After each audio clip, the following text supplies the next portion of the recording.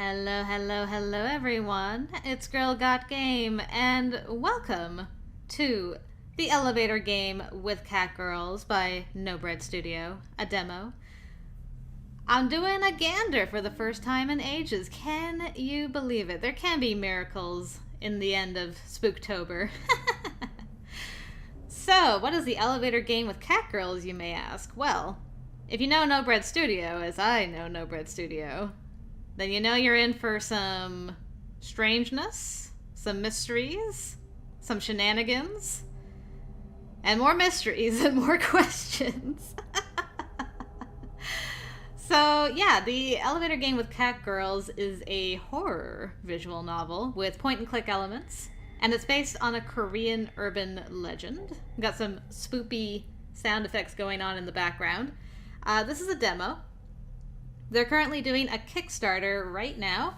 It's going until the end of November, November 25th, I want to say, 25th or 26th. And they've already hit their funding, so big congrats to NoBreadStudio, first of all. And they've hit 2 of their stretch goals, 2 of the 3. So awesome, awesome. I know this is going to be great. I'm super excited for them. But Nehru reached out to me and asked if I would like to cover it, and of course I said yes, because I love their games. So good.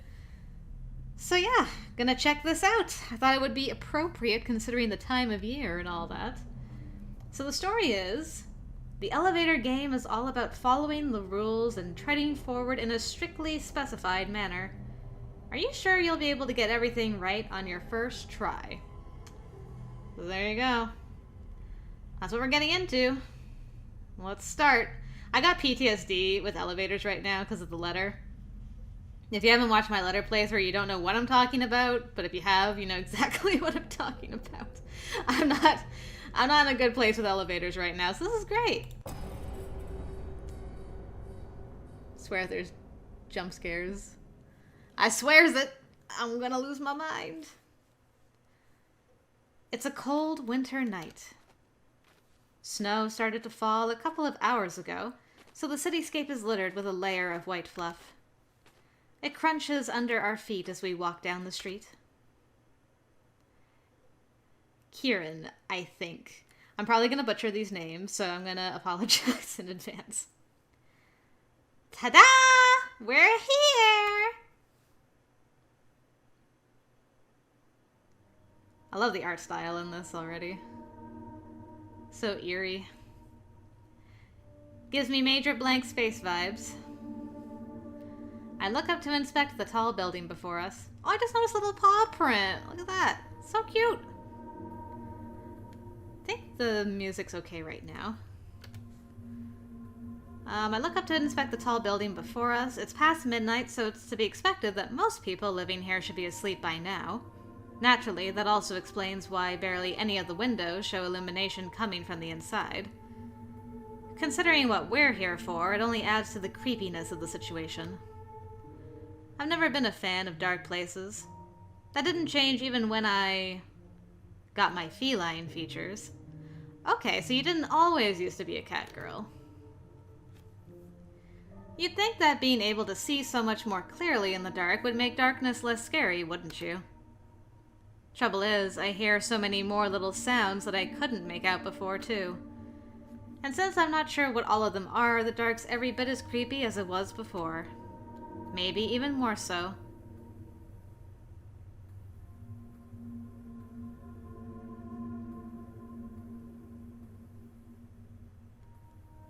Alright, there's our girl.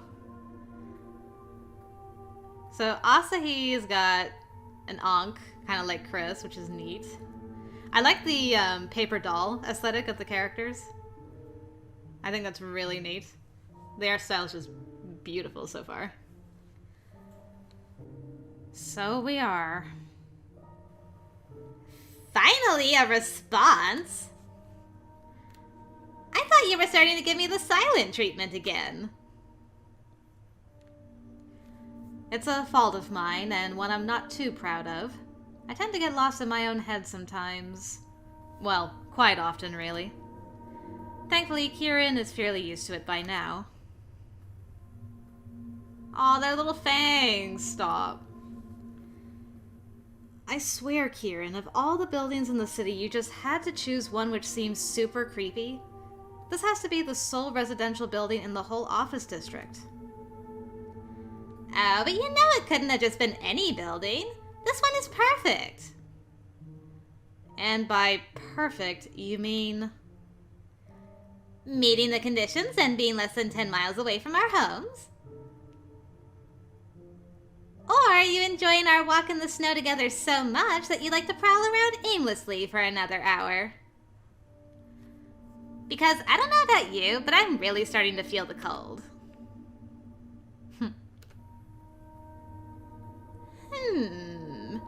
Was that your plan? For me to need you to warm me up afterwards? You could have said something, Asahi. I just stare at her, not really sure what to say. There's no winning with Kirin when she gets all sly like this. As much as I hate to admit it, it's one of the things I actually like about her. You guys are like such opposites. You're a goth and she's Miss Pretty in pink. Even got a pink tail. Do we have a tail? So many questions already. Why did I sign up for this again? Because you love me! Ah, yes, thank you for reminding me of that questionable fact. Say, do you get the feeling like someone is manipulating someone else for their advantage over here? No? Just me? Aw, come on, don't be like that. You know I'm happy you decided to come with me. I'll make it up to you, I promise. It better be good. It's spoopy and cold out here.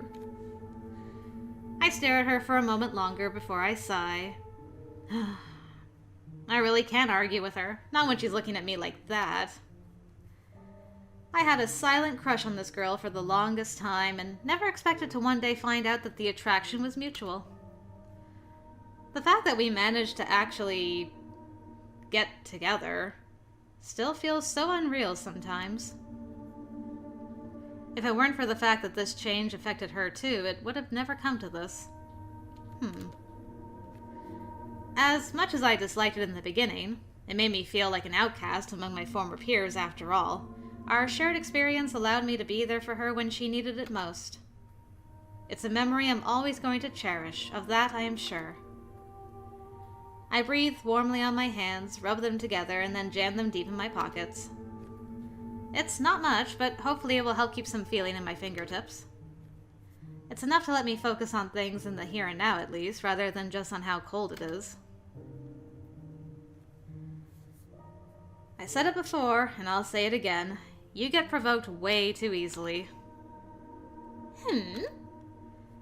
You're doing all of this because of the bet with Sapporo, aren't you? Oh, sure, that's one of the reasons. But that's not the only one. I'm doing it because it's fun. Fun? Kirin, you've seen the forums. Not a single person out there ever said it was a good idea. Ah, yes, all those fairy tale stories. Quite tragic, really. Come on, you're not about to tell me you honestly believe those. It's a scary face, Kirin. So you mean that you don't? Seriously, girl. We live in the real world. Spooky, scary skeletons don't just pop out of nowhere because someone decided to be an idiot and press some buttons a certain way. Spooky, scary skeletons. Can't help but think of that song. I can't believe you, of all people, are still saying that strange, unexplained things don't happen. I mean, you did look in the mirror this morning, right? This is this, and that is that. So you don't believe this will actually work? Remind me why we're here again? We are here to prove a point. Namely, that Sapporo can suck it. I honestly can't believe I let you drag me into this. Chill, Asahi. We suffer the cold for a while longer, nothing happens, and then Sapporo owes me $50. $50 that will treat us to a nice dinner together.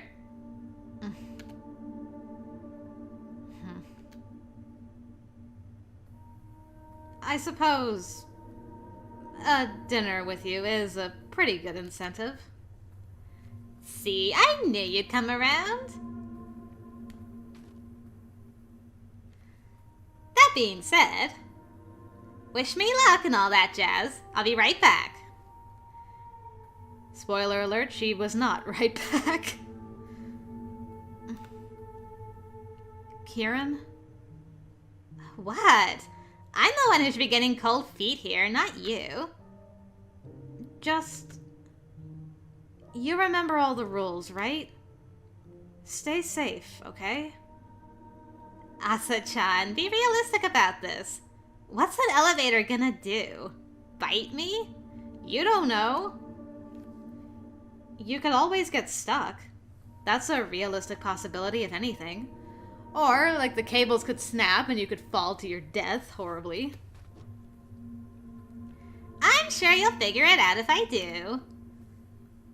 Now, be sure to stay away from the building since we'd be breaking those majestic rules otherwise. Right. See you in a bit!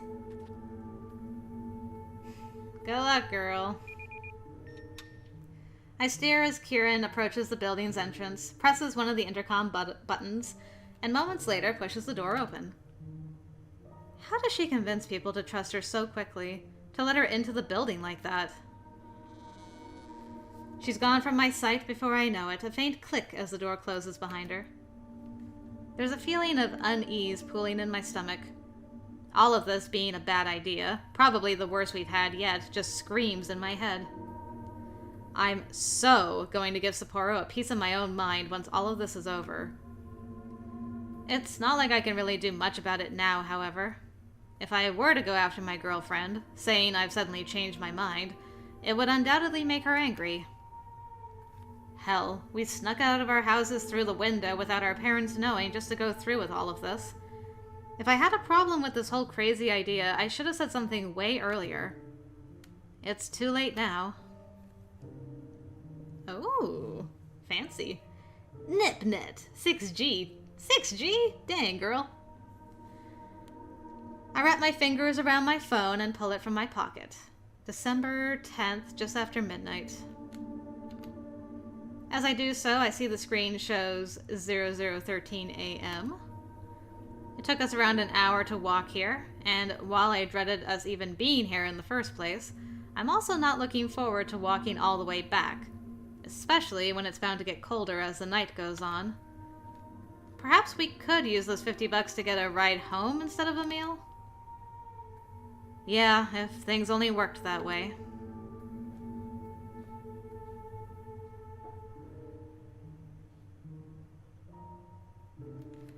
With another sigh, I turn around and start to walk towards a small park located in the middle of this godforsaken district. I don't know why part of it is a playground. There can't be many kids here in the day, can there? But it is, and there's a slide as well as a pair of swings. Can we swing? I'll most likely freeze my ass off if I sit on one, though that would let me lift my feet off the ground for a bit. The cold, snowy ground. Swing! I believe. I decide to sit down on the nearest one. And just like that, the uneasy feeling of having entered a liminal space hits me, making the hairs at the back of my neck stand up. One's mind usually associates playgrounds with children, laughter, movement, and life in general. It's what they're designed for, after all.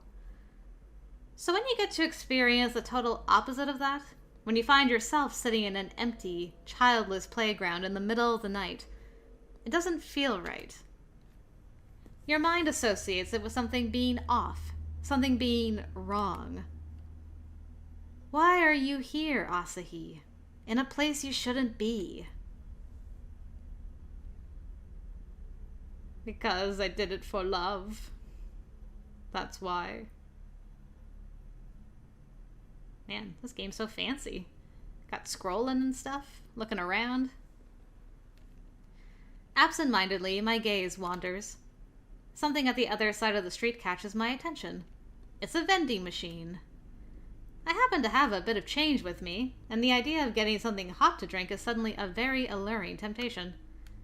It would undoubtedly make the waiting out in this cold less unpleasant. Please say it's a machine that has hot drinks as well as cold ones. We don't even have that here where I am. I think that's a great idea. There's no way you could ever get a hot drink in a vending machine where I am. With my mind made up, I get back to my feet, checking the time more out of habit than actual curiosity again. 00:14 a.m. Only a minute passed since Kirin disappeared into the building, and I'm both surprised and not really.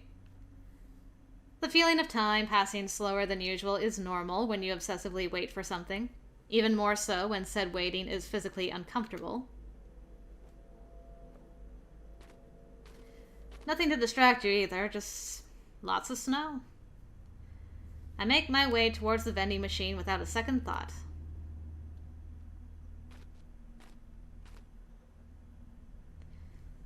To my relief, its glowing buttons do indeed hold the promise of a hot drink.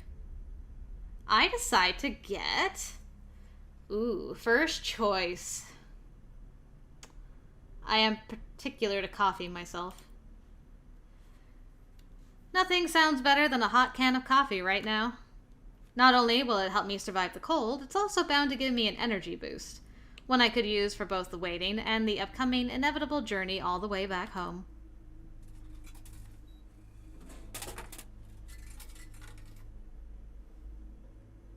Croco? Is that what it says? Croco?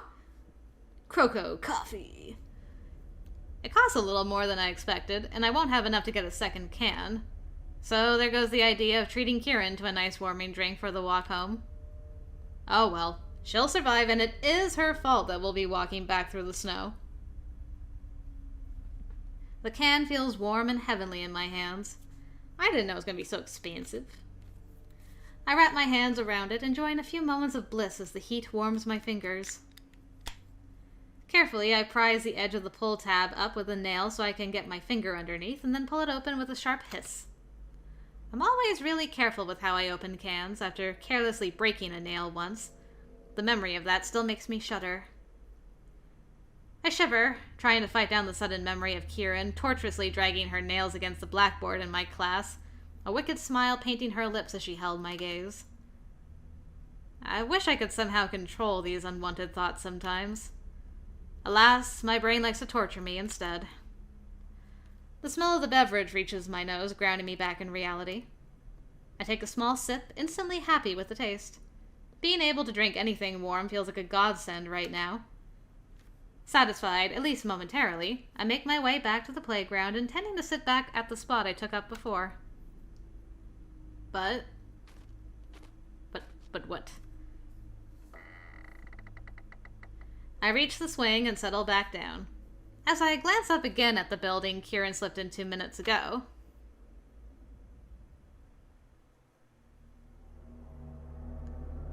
my blood suddenly runs cold. Is it darker now? Yeah. A sense of sudden panic swarms my mind as I try to make sense of what I'm seeing. A building that's dead to the world, all pitch black with none of its lights shining through the windows anymore. Could all the residents have gone to sleep in the meantime? That's close to impossible, and I know it. A power outage, maybe. I quickly turn around and look at the other buildings around me. All of those seem the same as when we arrived, with a bright window still present here and there, so surely that can't be it. If the power was cut off, it would affect the whole street, wouldn't it? Or even several streets? Almost spilling my drink, I hastily reach for the phone in my pocket. Oh no. And it begins! It begins! Huh? I blink, then close my eyes shut for a moment, certain that something's wrong with my eyesight.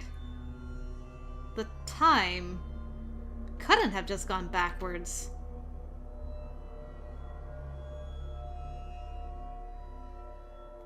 Lights are on again? A small sense of relief floods me as I quickly open my eyes again.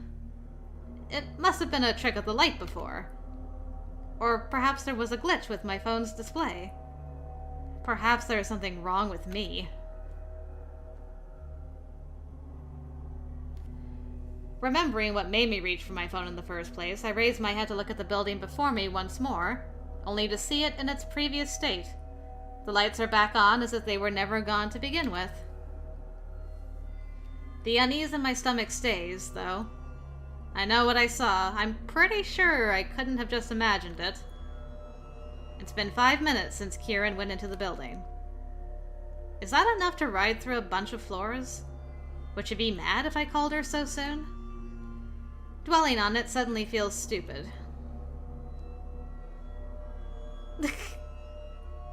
That's somehow cute and terrifying at the same time. I open up the calls app on my phone, and there's her name at the top of the history. She'd called me just a couple of hours ago to confirm our plans for tonight. Admittedly, her name was also there for the call before that, and the one before, and... Okay, I chat to her a lot. So one more call now can't hurt, right? I don't even get the option. I hit the redial button.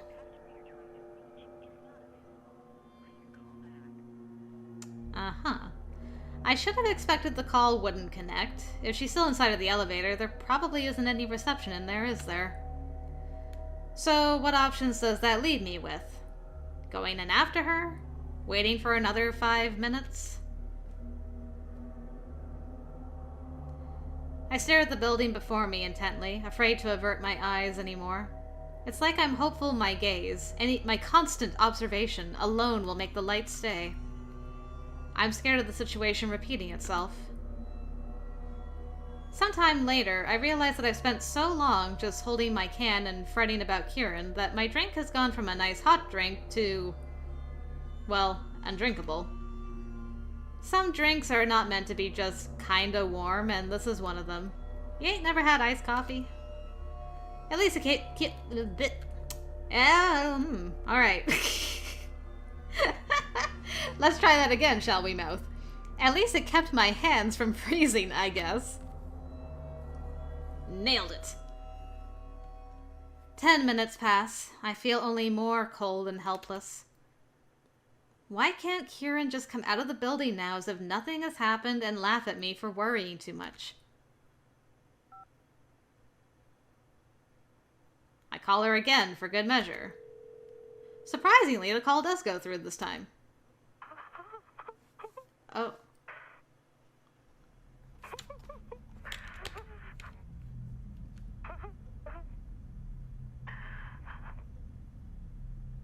Time choices. Rude. I had lost my mouse, so I'm like, where's my mouse? Hello?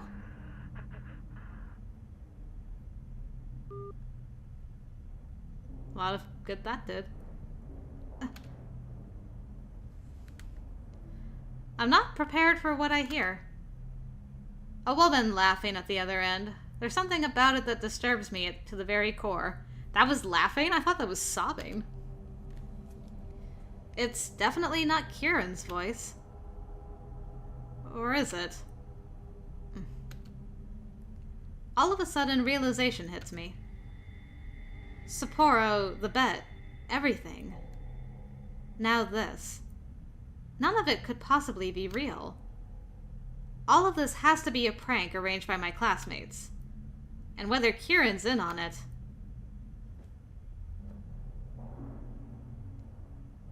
She wouldn't do this to me, would she? The image of her wickedly smiling, amused face persistently pops up in my mind again. Confusion turns into anger. Before I know it, I'm on my feet, already marching to the building, determination boiling inside of me. Oh boy, here we go. There is an obstacle before I can get in, though, as I obviously don't have a key to the entrance door. What kind of excuse would be plausible at this sort of hour? I stab at the button that I think Kirin pressed, and then almost immediately regret it. What if I press the wrong button? What if I press the right one and sound stupid when the other person asks who's there? What if... To my surprise, there's a click from the intercom, and then a buzz as I'm let in without a single word being spoken. Huh. So Kirin didn't have to sweet-talk anyone. I try not to dwell on the unexpected invitation as I shrug it all off on luck. Oh sure, luck. Nope, that's bad news bears right there. As soon as the doors close behind me, it occurs to me just how dark the inside of the building is. I know it's the middle of the night, but I'm not sure whether such a complete lack of light is normal. People live here, after all. There should be some signs of life. Buildings usually have at least a few lights on inside, don't they? It's unsettling, although it doesn't make me as nervous as it used to. I know that my vision is going to adjust to the darkness in a moment, letting me navigate the place easily. I'm able to see a lot better in the dark compared to when I was still completely human, but it doesn't work instantly. Or that could happen. As I take a first few hesitant steps into the building, the lights flicker on with a harsh buzz. Of course, I'm being such an idiot. There are automatic lights in here. They come on when people move. Totally ordinary. It's just that I've never been in this building before. It stands to reason that it feels unusually creepy to me, right? Especially if I think about why I'm currently here.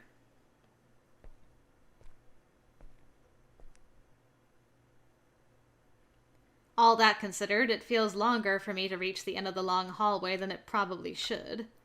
It's a dangerous time to let your mind wander into places nobody sane would want it wandering to. At least the building inside is noticeably warmer than the outdoors. It makes the whole situation slightly easier to bear. My hands and feet almost started to freeze off in the meantime. The next thing I know, I stand before the elevator door rooted to the ground, with the sudden sensation of someone watching me. Is this going to be a choice again? Where's my mouse? Okay, I got my mouse ready. Now, not looking. I never look. Whenever I get that feeling, I always run ahead. Hesitantly, I reach to press the elevator button, more panic exploding inside of me as the automatic light picks that exact moment to cut out. My first instinct is to get out my phone, let it illuminate the sudden darkness of the corridor, and God knows what else is inhabiting it currently. There's nothing. Nothing that I'm able to see, anyway. It's just the empty corridor, a row of closed doors along each side, seemingly the same as when I first entered it. There's nobody there. I don't feel any less on edge when I turn back in the other direction, burying my back to all of that space again, pressing the elevator button as quickly as I can find it. A distant sound of machinery starting up pierces the unnerving silence, followed by a hum which indicates that the elevator is in motion. Am I going to get the option to look behind me again or go into the elevator? Whoa. It's clearly on a different floor, so I wait for it to descend. Taking a deep breath, I try to calm myself.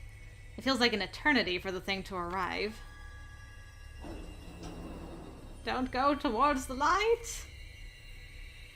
The doors finally slide apart with a slight scraping sound, and the small compartment finally opens up before me, completely empty. I'm not sure whether I should be surprised or not. A part of me hoped it wouldn't have to come to this, while another already expected for things to turn out this way. Oh, there she goes. At this point, I decide to do the only sensible thing I can think of doing. Get into the elevator, ascend to the highest floor, then make my way down the stairs. Is that the most sensible thing you can think of doing? Is that what Kirin was supposed to do? Because I feel if that's true, you should start at the bottom, go up the stairs, and try and meet her halfway. That's what I would do. I'm not getting a creepy-ass elevator. This is also giving me Angel of Death vibes. where it's like, there's a crazy person on each floor, and then you gotta survive and just keep going. All in the hope of stumbling upon Kirin, possibly hiding from me on one of the floors. Nah. If only things turned out that easy. Ominous last words are ominous?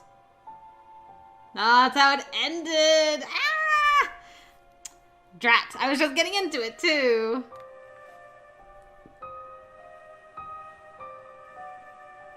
The demo version was made for the Winter VN Jam 2020. Please look forward to the full release. Thank you for playing! Innocent smiley face. And that's it. That is all she wrote. Well, gosh darn, I'm intrigued again. I'm like, but what happened? Is Kirin in on it? Are we in an Angels of Death situation? What's going on here?